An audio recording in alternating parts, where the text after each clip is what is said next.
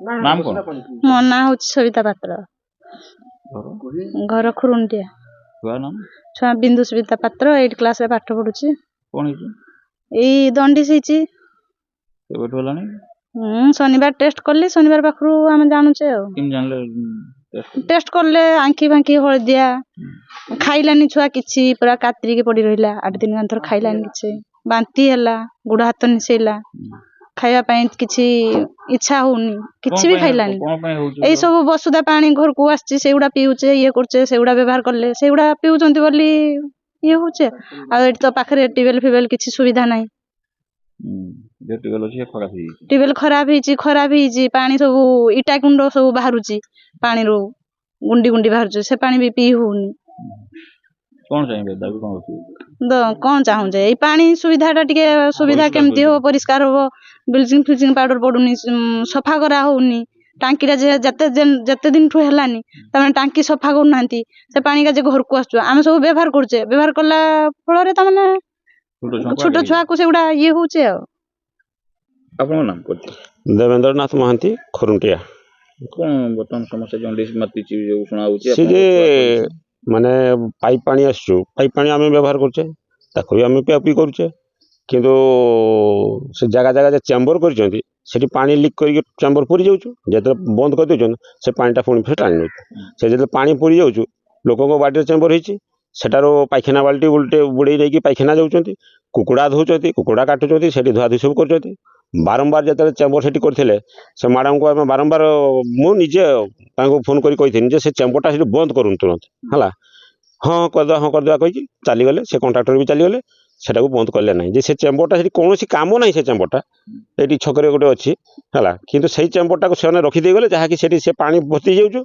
से जे कुकुड़ा काटुछु सेठी से कुकुड़ा धोउछु पायखाना जाउछु पायखाना बाल्टी पूरी नहीं जाउछु ये लोग गां रे बर्तमान जंडिस के छुआ माने आक्रांत हेलेनी अपन मो झियो को तो हिची मु जानि छी तापर आउ 6-7 जन के 8 जन कांतर हबार सुनि छी केवल का का कर कथा मु जानि सुनि छी स्कूल छुआ भी के जन भी अछंती हला आउ ई पानी व्यवस्था जे तांकर जे टांकी रो ब्लीचिंग मिसेबा कथा छाड़िया कथा सेटा टोटल आज पर्यंत ठीक थरे भी हेई पाला नहीं मनमानी रो चलजे तांकर पानी चलाणिया हला जंडिस सब गोटे मारात्मक रोग जहाँकि गाँव में छोट छुआ को होची जे माने गार्डियन सचेतन नथिबे तो भयावह रूप नहीं पारे कौन दाबी करथि हाँ से तो यही तो आगे तो गोटे दिटा हेतला हे बढ़ी ना 8-10टा हे गेला फेरा बेले भी अधिका हे जी पारे हां तेणुकर प्रशासन है ना एटा को टिके नजर दबा कथा से पानीटा केरको सेठी से चैम्बर भितर जे बाहरुचु फेर टाणी नउचु भितर को से जे कुकुड़ा धुआउचु पायखाना ये कराउचु सेगा को टिके बंद करिया दरकार हला जेठी चैम्बर दरकार नाही ताको बंद कर देवा दरकार आउ से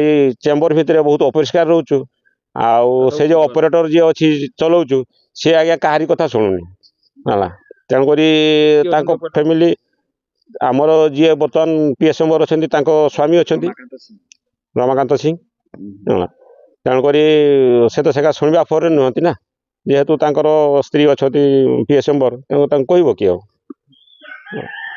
नाम करते नाम मना अन्नपूर्णा महारणा महाती घर खुरुंटिया कौन हितला छुआ को दंडिस हितला केते एज पिला को क्लास पढो 10 क्लास रो छुआ 15 वर्ष कोडी पढाई ए गाम स्कूल रे पाठ पढंती दंडिस केमती हेलानी अब केते दिन हेलानी डॉक्टर कोन कहउचंती दंडिस हे गेलानी 3 मास खंडे हे गेलानी दंडिस से भल होगा जाऊँगी नहीं तापर टेप पानी पीला बेल को एगा सब होउची बढ़ी जाऊँगी डाक्तर मना करचंती टेप पानी पीबनी आ से पाइप तमाने परिष्कार होनी से प्लास्टिक बासु से पीला बेल को दंडिस बहुत आक्रमण होउची आउ सेटु हमर जे टांकी बसी सेटी बहुत अपरिष्कार भी करूचंती टांकी भी सफा होनी कुकुड़ा मुकुड़ा सब धुआ धुई करचंती सेटी पानी फांका रटे चलची ना सब कनापटा भी सब होने सब जामा पछरे भी सरी धुआ धुई करचंती आ सेई पानी पीला बेल को सामान को दंडिस होउची छोटो छुआ को जंडिस होउची ताको आपण माने गार्डियन हिसाब केते खर्चांत बा हैरान हरकत होउचंती बहुत हैरान होचे सर बहुत हैरान होचे आमे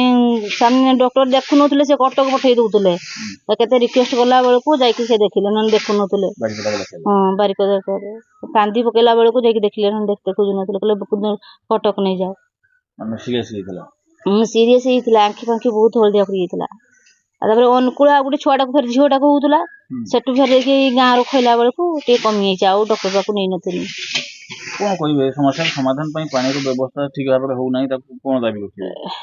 ଆମେ ଚାହୁଁଛେ ବ୍ଲିଚିଂ ପକାନ୍ତୁ, ଟିକେ ପରିଷ୍କାର ରଖନ୍ତୁ ପାଣିଟାକୁ। ଆମର ତ ଆଉ କିଛି ସୁବିଧା ନାହିଁ ନି, ଆମେ ପିଇବା କେଇ ପାଣି ପିଇବାକୁ। ପାଣିଟାକୁ ସୁବିଧା କନେ ଦେନେ ଆମର ପିଇନେ ଆଉ କିଛି ରୋଗ ଆକ୍ରମଣ ତ ହବନି ଆଉ।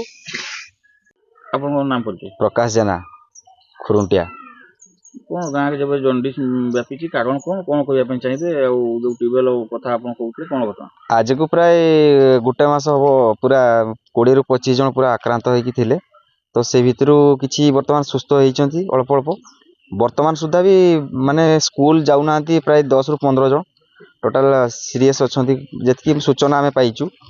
ତ ବର୍ତ୍ତମାନ ଦେଖନ୍ତୁ ଏଇ ଏରିଆରେ ଏଇ ଜାଗାଟାରେ ପୁରା ଟୋଟାଲ ସମସ୍ତେ ବସୁଧା ପାଣିରେ ବର୍ତ୍ତମାନ ଡିପେଣ୍ଡ କରୁଛନ୍ତି। କାହିଁକି ନା ଟ୍ୟୁବୱେଲ ଯେତିକି ଥିଲା ସେ ଟ୍ୟୁବୱେଲ ଟୋଟାଲ ସବୁ ଅଚଳ ହେଇକି ପଡ଼ିଛି।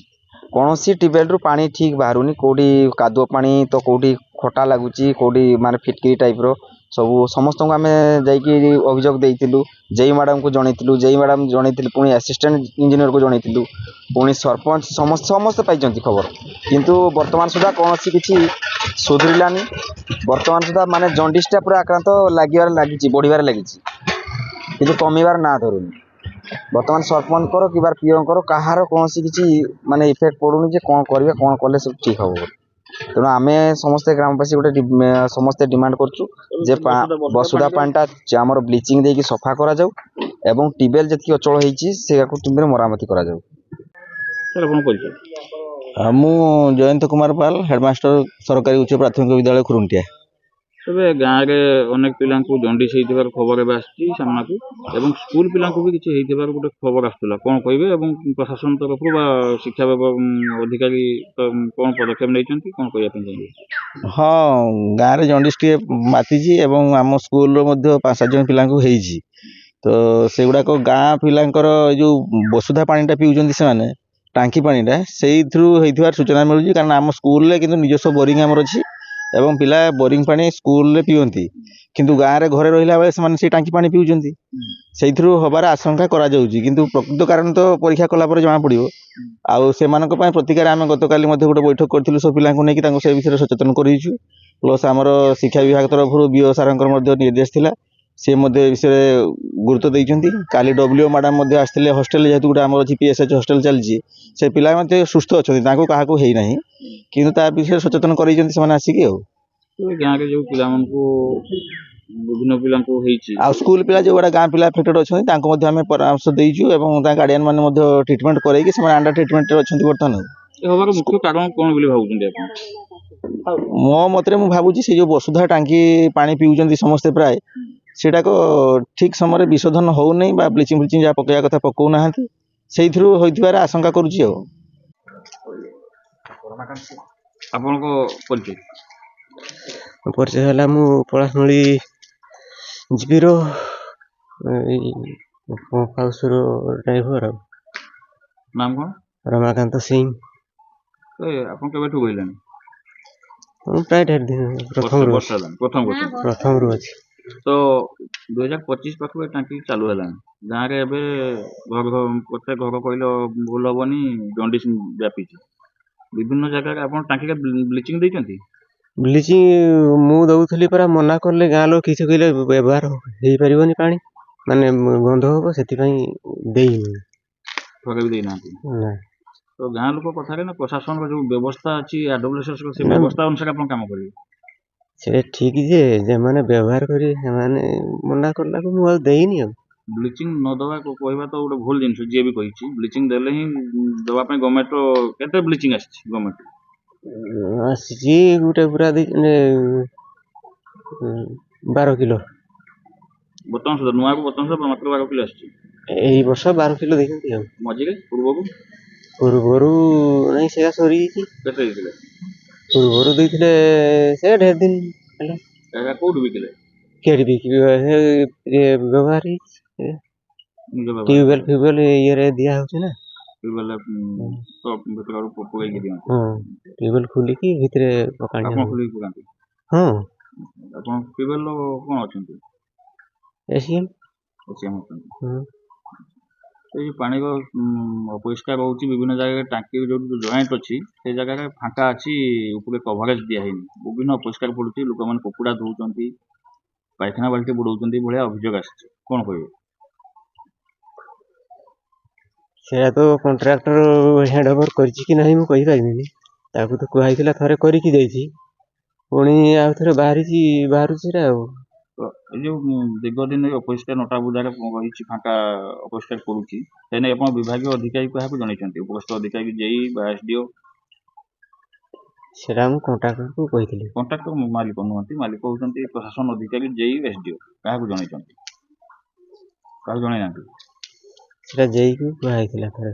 ଜେଇ କହିଥିଲେ, ହଁ କଣ କହିଲେ ଜେଇ? ସେଇଟା ହଁ କରିଦେବା ଆଉ କହିଲି ଆଉ। ଆଉ କିଛି କରିନାହାନ୍ତି? ଆଉ କିଛି କହିନାହାନ୍ତି। ଏବେ ତାକୁ ବ୍ଲିଚିଂ ଦେଇକି ତାକୁ ସୁଧାର କରିବେ, ଗାଁର ଛୋଟ ଛୋଟ ପିଲାମାନେ ଜଣ୍ଡିସ୍ ଆକ୍ରାନ୍ତ ହଉଛନ୍ତି। ହଁ ବ୍ଲିଚିଂ ଦେଇଦେବା। ଜେଇଙ୍କ ପରାମର୍ଶ ନେଇକି ଦେବେ। ହଁ ଜେଇଙ୍କ ପରାମର୍ଶ ଏ ଯୋଉ ବାରକୁଲା ଆସିଛି ଏବେ ଅଛି ଅଛି କୋଉଠି ପାଖରେ ଅଛି। ଦେଖେଇ ପାରିବେ ତ? ହଁ।